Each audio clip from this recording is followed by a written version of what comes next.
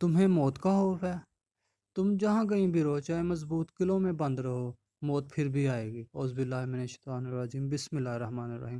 یہ اللہ اور اللہ کے رسول صلی اللہ علیہ وآلہ وسلم کے احکامات ہیں، فرامین ہے، حکم ہے ہمارے لیے، اپنی امت کے لیے۔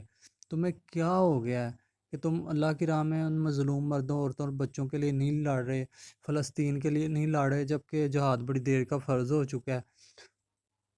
کیا تمہیں موت کا خوف ہے؟ وہ تو آنی آنی ہے۔ تو کیا آپ نے، اللہ فرماتا ہے پھر ایک مثال سے، کہ ان لوگوں کو دیکھا تھا جو پہلے بڑا جہاد کرتے تھے، جب جہاد فرض ہوا تو وہ ایسے ڈرنے لگے جیسے اللہ سے ڈرنا چاہیے، اور کہنے لگے کہ کیا کچھ اور دیر نہیں تھی مل سکتی، کچھ اور مہلت، کہ ہم پہ آپ نے کیوں جہاد فرض کر دیا؟ تو اللہ فرماتا ہے یہ دنیا کا سرمایہ بہت تھوڑا ہے، اور آخرت جو ہے وہ بہترین ہے، اور اللہ کسی پہ ظلم نہیں کرتا، بے شک ایسے ہی ہے۔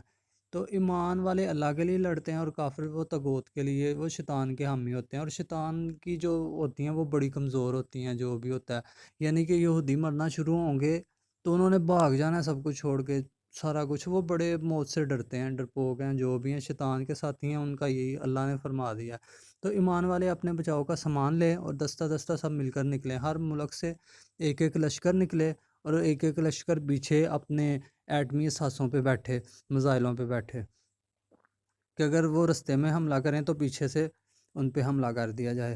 اور جو اللہ اور رسول کی اطاعت کرے گا وہ انبیاء، نیک لوگوں، صالحین کے ساتھ جنت میں ہوگا، کہ اللہ پاک نے کتنا اچھے ساتھی دیے ہیں، شکر الحمدللہ۔